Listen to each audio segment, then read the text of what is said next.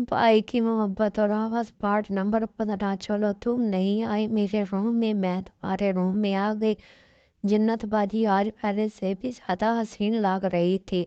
मैं जन्नत बाजी को एक टाक से देखे जा रहा था। जन्नत बाजी ने मुझसे कहा, क्या हुआ वसीम? तो मैंने अपना सर झटका और जन्नत बाजी से कहने लगा, मैं थोड़ा सा प्रोजेक्ट रहता है, वो पूरा कर लो।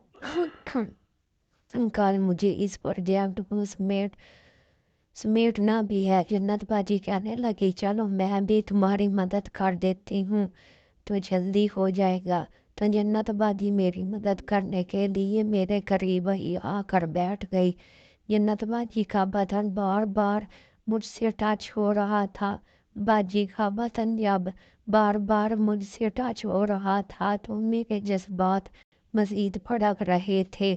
थोड़ी देर के बाद मुझे ऐसा लगा जन्नत बाजी जानबूझकर बार बार मुझसे टच हो रही है।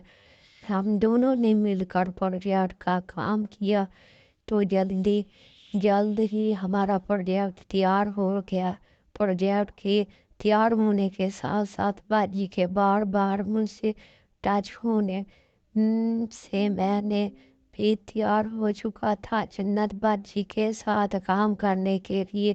जन्नत बाजी से कहने लगी कि वसीम, और कोई काम तो नहीं है तुम्हारे प्रोजेक्ट के अंदर? तो मैंने कहा, जन्नत बाजी मेरे प्रोजेक्ट के अंदर तो अब कोई काम नहीं है, लेकिन आपके इस तरह से बार बार टच होने की वजह से मेरे अंदर काम करने के जज्बात भड़क उठे हैं।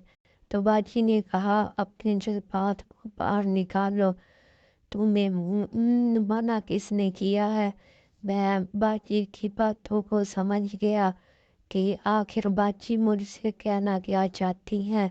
ये कहकर बेड पर जाकर बैठ गई और मैं भी लाइट ऑफ करके जन्नत बाजी के पास जाकर लेट गया।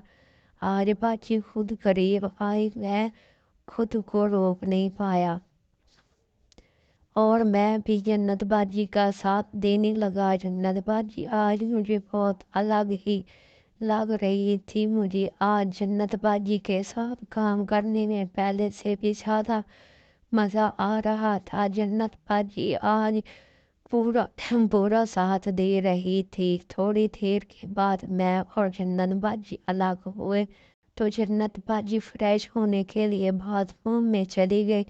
मैं भी वहाँ बैठ कर लेट रहा था और फिर सो गया।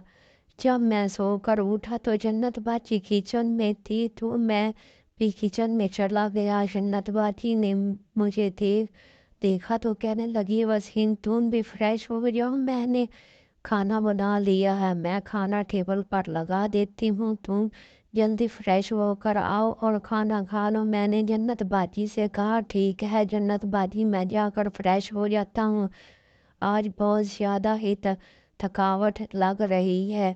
मैं किचन से निकला और शावर लेने के लिए बाथरूम में चला गया। शावर लेकर मैं बाहर में आया तो जन्नत बाजी टेबल पर खाना लगा चुकी थी और खुद बैठ कर खाना खा रही थी। तो मैं भी जाकर इनके बगल वाली चेयर पर बैठ गया और खाना खाने लगा। मैंने जन्नत बाजी से कहा कि आज मुझे बहुत ज़्यादा ही कमज़ोरी महसूस हो रही है तो आज मुझे एक गिलास दूध दे दीजिए। जन्नत बाजी कहने लगी कि तुम खाना खाकर अपने रूम में जाकर आराम करो, मैं अभी किचन का काम ख़त्म करके तुम्हारे लिए दूध गर्म करके लाती हूँ। मैंने कहा, ठीक है जन्नत बाजी। मैंने खाना ख़त्म किया और अपने रूम में जाकर आराम करने लगा। मैं आँख बंद करे लेटा था। थोड़ी देर के बाद जन्नत बाजी गिलास में दूध लेकर आ गई और मुझसे कहने लगी, वसीम तुम सो गए हो क्या? तो मैंने कहा, नहीं जन्नत बाजी, मैं जाग रहा हूँ। जन्नत बाजी ने मुझे दूध पीने के लिए दिया और कहने लगी, वसीम तुम ज़्यादा पापी के साथ काम मत किया करो, वो तुमसे उम्र में बड़े हैं। अगर तुम इसी तरह पापी के साथ काम करते रहे के तो तुम बहुत कमज़ोर हो जाओगी। मैंने कहा कि जन्नत बाजी ऐसी कोई बात नहीं है और बस मुझे थोड़ा-सा बुखार जैसा लग रहा है। जन्नत बाजी कहने लगी मेरे पास दवाई है बुखार की, मैं तुम्हें ला कर देती हूँ, तुम खा कर सोना और कहीं मत जाना। मैंने अक्सर तुम्हें देखा है कि तुम रात को फ़ायज़ा भाभी से मिलने जाते हो और उनके साथ काम करते हो। तो मैंने कहा ठीक है जन्नत बाजी, आज जैसा कहोगी मैं वैसा ही करूँगा।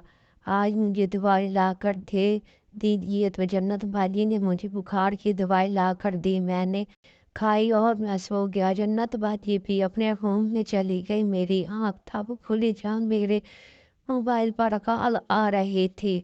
2 कॉल फ़ाइज़ा भाभी की थी। मैंने टाइम देखा तो 2 बज रहे थे। मैंने कॉल देखी तो फ़ाइज़ा भाभी की कॉल आई थी। मैंने कॉल उठाई और फ़ाइज़ा भाभी कहने लगी कि वसीम जा, तुमने मुझसे वादा किया था कि आज तुम रात मेरा काम करने आओगे थोड़ी देर। तो मैंने कुछ नहीं बोला। फिर मैंने फ़ाइज़ा भाभी से कहा, फ़ाइज़ा भाभी मेरी आँख लग गई थी। भाभी कहने लगी वसीम तुम मुझे बताओ कि तुम आओगे कि नहीं। तो मैंने प्लीज़ सो जाओ, मैं कब से तुम्हारा इंतज़ार कर रही हूँ। तुम्हारी वजह से मैंने आज रात फराज को भी मना कर दिया था। मैंने कहा भाभी मैं रहा रहा हूँ, आप दरवाज़ा खोल दें। तो फ़ायदा भाभी भी कहने लगी वसीम मैं दरवाज़ा खोलती हूँ। मैं बेड से उठा, बाथरूम में गया, फ्रेश हुआ और अपने रूम से बाहर आकर मैंने जन्नत बाजी के रूम में देखा तो जन्नत बाजी सो रही थी। मैंने बिना आवाज़ दिए जन्नत बाजी का दरवाज़ा बंद किया और मैं मेन डोर से बिना आवाज़ किए चला गया।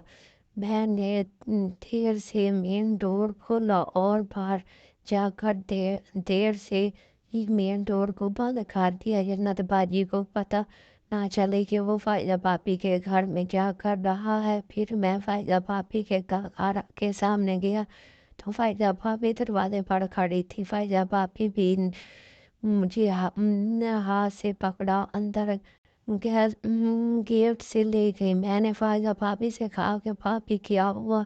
तो इन्होंने कहा जल्दी अंदर आओ कोई देख लेगा। फ़ायज़ा भाभी ने दरवाज़ा बंद किया और मेरा हाथ पकड़ कर मुझे अपने बेडरूम के अंदर ले गई। मैंने कहा कि फ़ायज़ा भाभी तुम तो बहुत उतावली हुई जा रही हो, मेरे हाथ कांप रहे हैं। तो फ़ायज़ा भाभी कहने लगी अब मुझे तुम्हारी आदत जो हो गई है, जब तक तुम हमारे साथ काम ना करो मुझे नींद नहीं आती। मैंने कहा वो तो ठीक है फ़ायज़ा भाभी, लेकिन जन्नत भाजी को हमारे ऊपर शक हो गया है। भाजी ने मुझे आज यहाँ आने के लिए मना किया था। तो फ़ायज़ा भाभी कहने लगी छोड़ दो इस जन्नत को, पहले मेरा काम करो। वैसे भी 3 दिन के बाद तुम कौन सा मेरे घर आए हो।